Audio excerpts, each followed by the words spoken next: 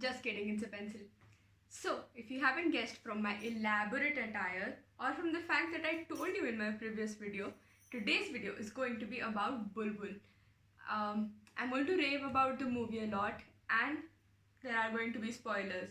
So, spoiler alert. Anyway, I hope you enjoyed this video. I really put in a lot of work into this art piece that you're about to see and clearly in getting dressed up. So, I hope you enjoyed and I'll see you at the end of the video.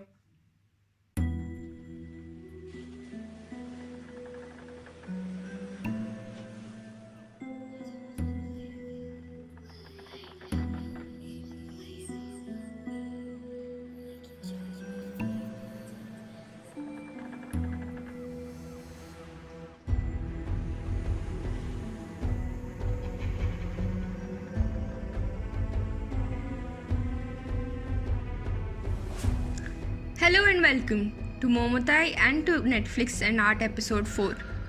Today we'll be talking about Bulbul, which is a 1.5 hour movie on Netflix, but it really packs a punch.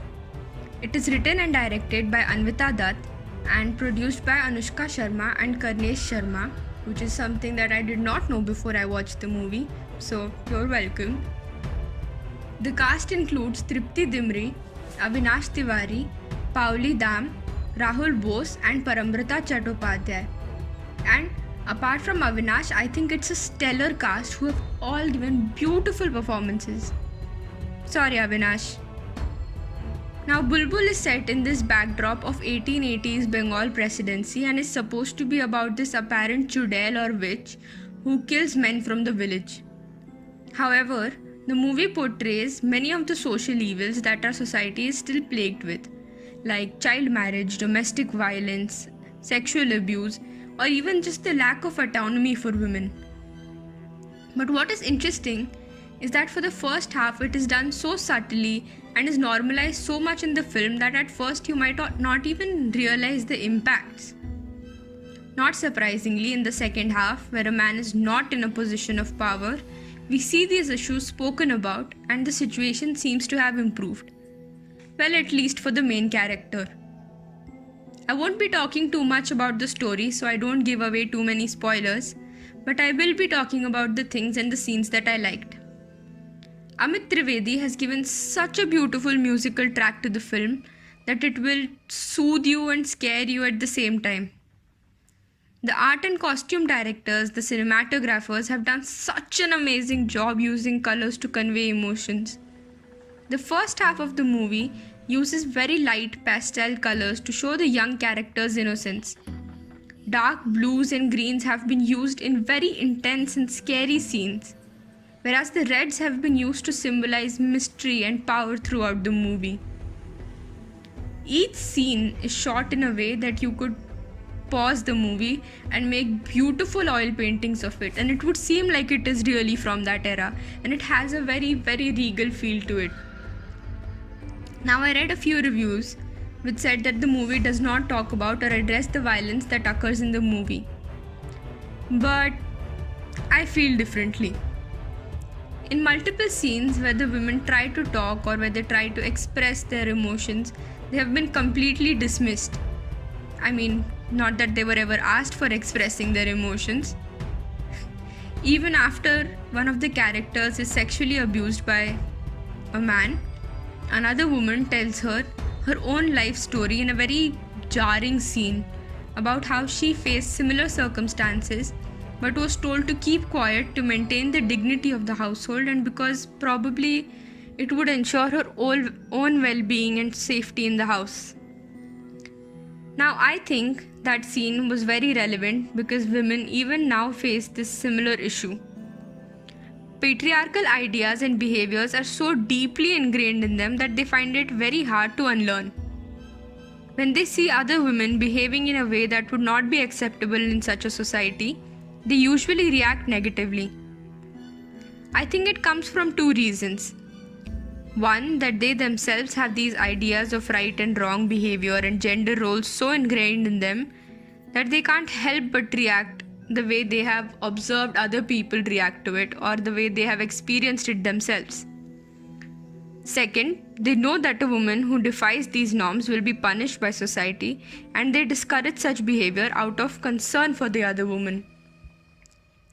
Now, there's this other scene which I interpreted probably in a very different manner, but basically, what is happening is that the lead character is crawling on the floor after being physically abused by her husband, and as she crawls and she moves closer and closer to the camera keeps moving away, which shows that even after all these years of taking 100 steps forward, women are still struggling to reach that status of equal rights, where it seems like you keep crawling forward, but the camera keeps moving away.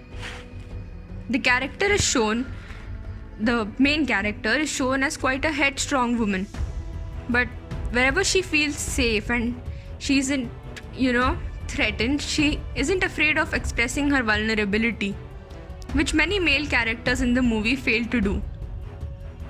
The one man who expresses this vulnerability and shows concern for the lead character has his intentions questioned, because other people don't understand why a man would care for a woman if he wasn't getting something from her. This movie probably could have had a better ending according to me, but it does give a sense of closure with the abusers being brought to justice and a man finally learning the wrongs that he has done in his life and learns the importance and the power of the woman who loved him all his life. Overall, I loved the movie and it is definitely worth the time you spend watching it. The painting also, as you can see, started off very well, and I love the top half, especially with the red and gold detailing. The bottom half has the right mood and the right color scheme, which I did not at all think that I would be able to achieve. But damn, that face is scary. It is giving me nightmares, and I assure you there is nothing as scary looking in the movie as the face I have just drawn. If you have watched the movie, please comment your interpretation or ideas of it or reviews of it below in the comments below. Wow. If you haven't, go watch it, come back here and spill your beans. And I'll see you at the end of the video.